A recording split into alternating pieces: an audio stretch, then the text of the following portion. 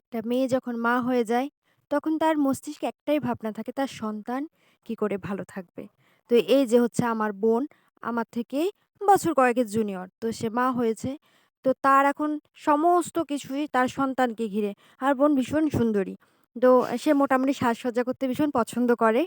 তো এখনো করে, কিন্তু সেই সাজসজ্জা সমস্ত কিছু তার এখন তুচ্ছ মনে হয়, মলিন মনে হয় এই সন্তানের কাছে।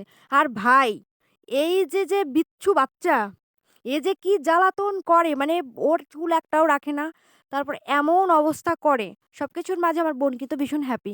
কারণ পৃথিবীর সবথেকে শ্রেষ্ঠ পাওয়া হচ্ছে মাতৃত্ব। তো সেটার জন্য অবশ্যই আমরা সবাই খুশি, ঠিক আছে, ওকে। কিন্তু আমি শুধু ভাবছি যে একটা মেয়ের কতটা ধৈর্য হলে একটা বাচ্চা মানুষ করে। ভাই ১ সেকেন্ডও মানে শান্তি নেই। কোথাও কিছুতে শান্তি নেই। এই যে এত সুন্দর করে সেজেছে, বললাম যে, "বাচ্চাটা আমার কাছে দে।" ও তো দিতে চাচ্ছে না, বাচ্চা আসতে চাচ্ছে না। সে কিছুতেই আমার কাছে আসছে না। সেটা ঠিক আছে, ওকে। মানে সে যে কি জ্বালাতন করে, আমি কয়েকটা দিন এসে সত্যি পাগল হয়ে যাচ্ছি। আমি ভাবছি যে ভাই, কি করে মানুষ সামলায়, বাচ্চা কেমনে সামলায়? মানে পৃথিবীর সবথেকে বড় কাজ হচ্ছে বাচ্চা সামলানো। আমার তো এটা মনে হচ্ছে। তো যে সমস্ত মেয়েরা পড়াশোনা করে এবং বাচ্চা সামলায়, তারা হচ্ছে যোদ্ধা।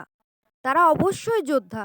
কারণ একটা বাচ্চা যে কি পরিমাণ জ্বালা যন্ত্রণা ভোগ করে একটা মেয়ে সংসার, পরিবার, সন্তান সমস্ত কিছু সামলেও যে পড়াশোনাটা চালিয়ে যাচ্ছে, আমি তাদের ভীষণ রেসপেক্ট করি, ভীষণ রেসপেক্ট। মানে এটা আমি শব্দে অক্ষরে বর্ণনা করতে পারব না। ভীষণ রেসপেক্ট তাদের জন্য।